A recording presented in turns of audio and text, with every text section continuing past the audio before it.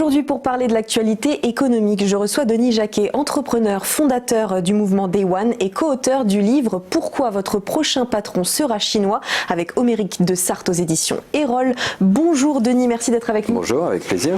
Alors on va revenir sur ce livre dont le titre peut paraître inquiétant à première vue mais qui contient un raisonnement reflétant l'hégémonie de la Chine sur le monde aujourd'hui. Mais dans un premier temps, le ralentissement sans précédent de l'économie chinoise face à l'épidémie du coronavirus ne pourrait-il pas finalement changer la donne dans les relations commerciales internationales? Est-ce qu'il y a un effet de domino dans les prochains mois qui va arriver? Je pense pas, parce que d'abord, c'est une maladie grave, elle est potentiellement dangereuse, elle s'étend, mais je suis assez confiant dans le fait que Pasteur a déjà annoncé qu'ils avaient un premier traitement possible, il fallait juste attendre 2 ou 3 mois. Alors 2 ou 3 mois, c'est énorme pour les gens qui souffrent et qui sont malades, mais à l'échelle de l'histoire, c'est juste un tout petit trait, pas très épais.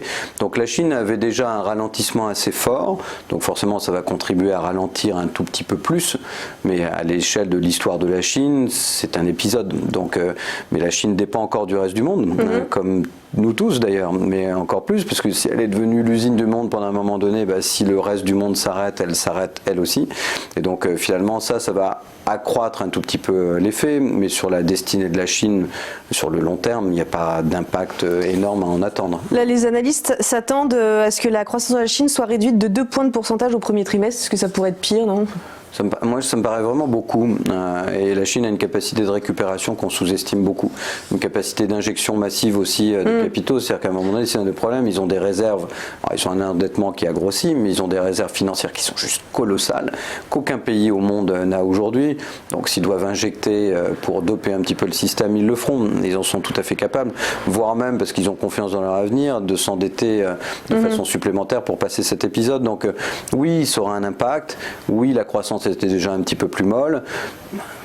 Voilà, je ne pense pas que l'effet 2%, ça me paraît quand même assez ambitieux. Maintenant, ça dépendra aussi de la vitesse à laquelle ça va être traité, à quel point ça traite, puisqu'aujourd'hui, il y a des gens qui bloquent simplement le commerce avec la Chine, qui bloquent les voyages à l'extérieur de la Chine, qui bloquent, on l'a vu, des normes de conférences sur le mobile aux États-Unis où tous les acteurs asiatiques ont annoncé qu'ils ne venaient pas. Donc, bon, voilà, ça, on jugera l'impact un petit peu après.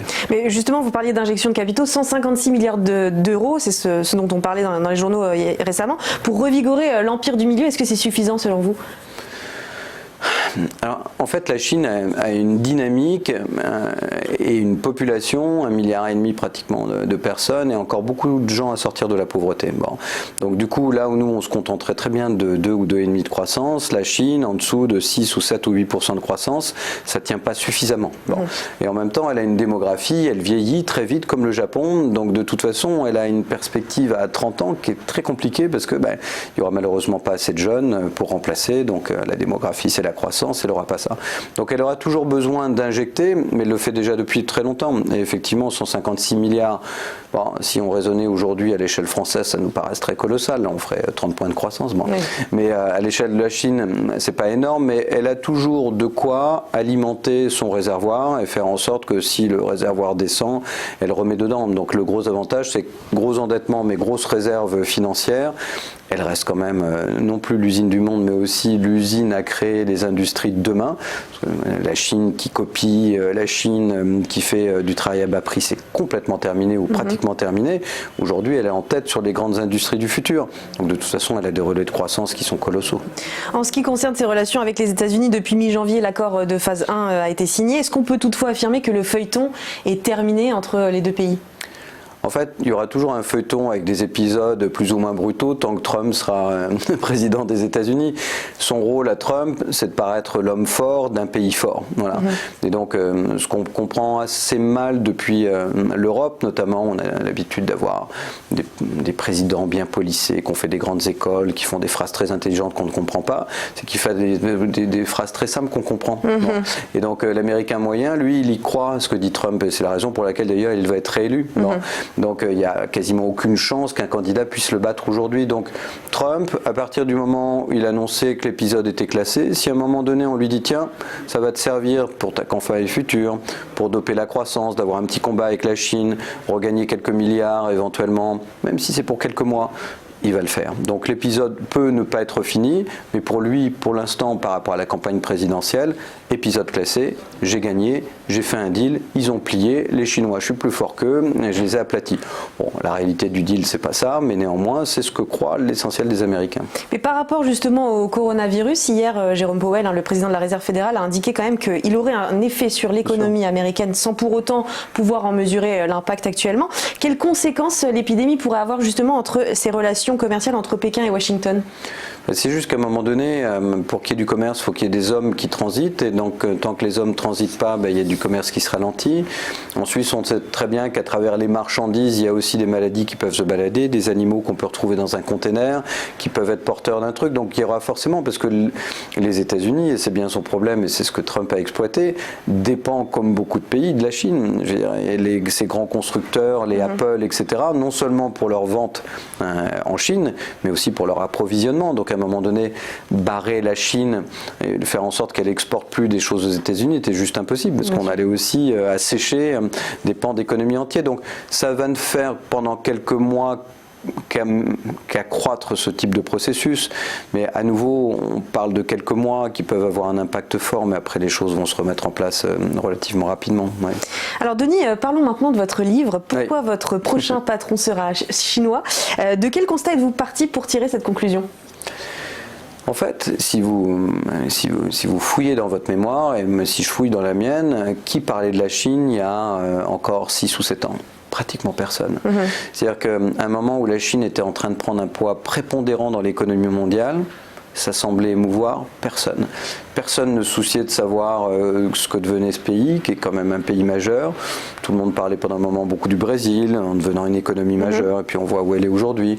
Parler de l'Inde, bien évidemment, parce que peut-être qu'elle a un système démocratique qui nous convient beaucoup mieux, mais la Chine progresse à une vitesse phénoménale depuis 30 ans, et ça à la fois arranger et déranger personne n'en parlait. Donc du coup il y a une espèce de regard arrogant sur l'Europe, oui, c'est l'usine du monde, c'est du travail à bas prix, puis passent leur temps à nous copier. La réalité c'est pas du tout ça. Et donc la Chine est intéressante parce que finalement elle fait des plans quinquennaux qu'on a abandonnés nous depuis très longtemps en disant que ça marchait pas, parce qu'effectivement ils étaient souvent animés par des gens relativement incompétents et qui connaissaient rien à l'économie. La Chine c'est aussi des technocrates issus du parti qui souvent comme les nôtres n'ont jamais travaillé ou pas productivement, mais qui s'entourent de gens qui savent, de gens qui sont sur le terrain, qui le font remonter à Pékin progressivement et qui éclairent, parce que quand on voit la stratégie, on se dit mais comment un communiste qui n'a jamais travaillé peut avoir une stratégie aussi brillante, parce qu'elle est brillante dans tous les compartiments. Et donc tout à coup on se réveille en disant tiens la Chine s'est construite en 6 ans, mais non ça fait 30 ans qu'elle travaille. Donc du coup on trouvait ça assez intéressant, qui a une focalisation y compris sur l'Europe, sur les GAFA, les Google, effectivement, ils sont puissants. Mais aujourd'hui, les BATX chinois sont presque plus puissants. Ils sont moins, ils réverbèrent moins, ils communiquent moins. C'est pas dans notre univers quotidien. Vous utilisez Facebook, WhatsApp, Snapchat, des applications principalement américaines. Mais progressivement, sans le savoir, on utilise des applications qui sont financées par des investissements chinois. Ah bon, combien d'enfants aujourd'hui font du TikTok, du Musical.ly, sans savoir qu'en fait, derrière, c'est essentiellement une machine chinoise. Donc ils ont su que la Chine ne faisait pas rêver comme les États-Unis, donc du coup ils se sont masqués derrière un certain nombre d'investissements, un certain nombre de noms, mais quand on regarde les 2 plus grosses capitalisations et rentrées en bourse des 10 dernières années, aux États-Unis c'est Tencent et c'est Alibaba. Donc voilà, donc il y a une puissance phénoménale, il y a la route de la soie, ils sont sur l'agroalimentaire, ils sont sur l'intelligence artificielle. Sur l'intelligence artificielle. Il faut en avoir peur de ça Mais en fait, ce qu'il faut avoir peur, c'est de ne rien faire. Et la grande peur que moi j'ai aujourd'hui, c'est que l'Europe n'existe pas, que l'Europe et l'Afrique n'existent pas, que l'Europe, l'Afrique et l'Amérique du Sud n'existent pas. En fait, qui existe aujourd'hui sur l'IA ? Israël, un peu la Corée, la Californie et la Chine. Donc moi, j'ai beaucoup plus peur, non pas de gens qui sont brillants et qui avancent et qui vont effectivement nous imposer leur vision du monde, parce que derrière les algorithmes, il y a ce qu'on programme et la vision du monde qu'on a. Il y a des biais cognitifs qui sont juste hallucinants, y compris dans le fait que ce soit des hommes qui programment et qui ne tiennent pas en compte la mentalité féminine. On voit plein de biais invraisemblables. Donc forcément, s'il y a des choses qui sont liées à la culture chinoise, c'est pas la nôtre, mais on va s'y habituer parce que nos enfants les utilisent et puis encore un petit peu plus demain. Donc ça peut faire peur, mais ce qui fait surtout peur, c'est qu'on n'ait aucune réaction. Ce qui fait peur, c'est qu'on n'ait aucune stratégie. Ce qui fait peur, c'est qu'on soit embourbé dans des problèmes politiques relativement minables, entre le Brexit, la montée des extrémismes et des populismes, l'absence de stratégie. Ça me fait beaucoup plus peur que l'avancée de ceux qui, eux, sont intelligents et avancent. Ouais. Toutes ces analyses donc qu'on retrouve dans le livre de Denis Jacquet, Pourquoi votre prochain patron sera chinois, aux éditions Erol. Merci beaucoup d'avoir été avec nous et je vous souhaite une excellente journée. À très vite.